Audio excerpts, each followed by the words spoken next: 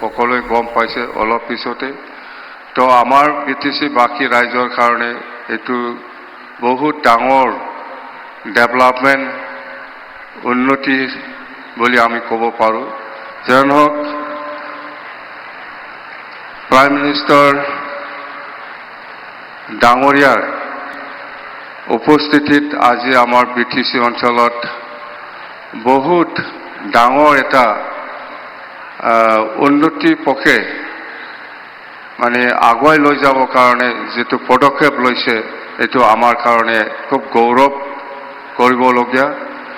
তো আজি আমি সঁচাকৈ বহুত মনত ভাল লাগিছে যে আমি বহুত বছৰৰ পৰা যিটো বিচাৰি আছিলোঁ যে কোকৰাঝাৰৰ পৰা ভূটান গেলেম্পু যোৱা যিটো ৰেলৱেৰ লাইন সেইটো কেইদিনমান পিছতে মানে সেইটো ভূমি পূজন এইটো হ'বলৈ গৈ আছে।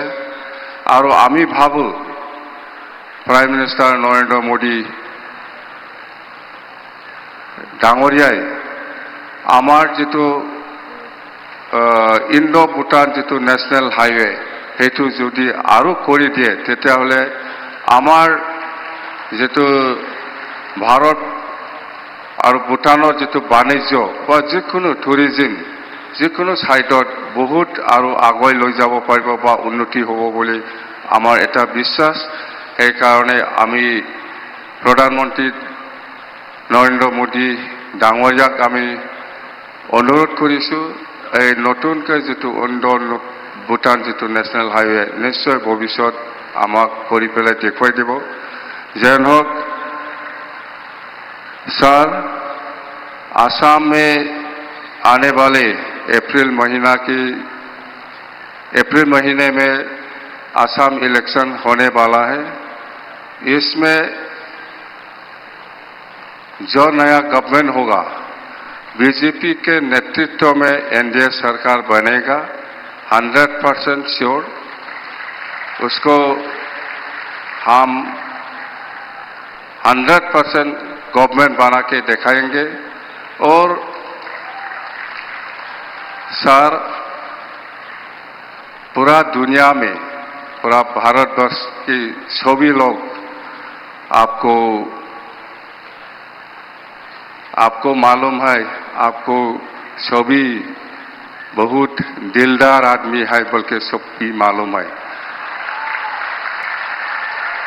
तो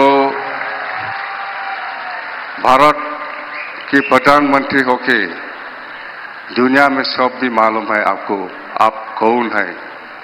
तो दिल से हमारा बडौलन वासियों के लिए भी खुश तो खुश करके जाएंगे। सभी मानते हैं, हम भी मानते हैं, दिलदार आदमी हम भी मानते हैं। सो इस एक बार फिर मैं आपका कोकराझार में हार्दिक स्वागत करता हूं और बोडोलैंड में लोगों के प्रति आपके कृपा दृष्टि और निरंतर सहयोग के लिए हृदय से आपको नमन और धन्यवाद करता हूं। Thank you. जय हिंद। धन्यवाद श्री मोहिलारी डांगुरिया। असम के माननीय मुख्यमंत्री डॉक्टर हिमंत बिश्व शर्मा जी ने राज्य में विकास को नया आयाम, नई परिभाषा दी। शासन और प्रशासन को इन्होंने एक नई दशा, दिशा एवं दृष्टि दी। एतिया অসমৰ माननीय मुख्यमंत्री डांगुरियाक तेखेतर बक्तव्य दाঙি ধৰিবলৈ আমি অনুৰোধ জনাইছো।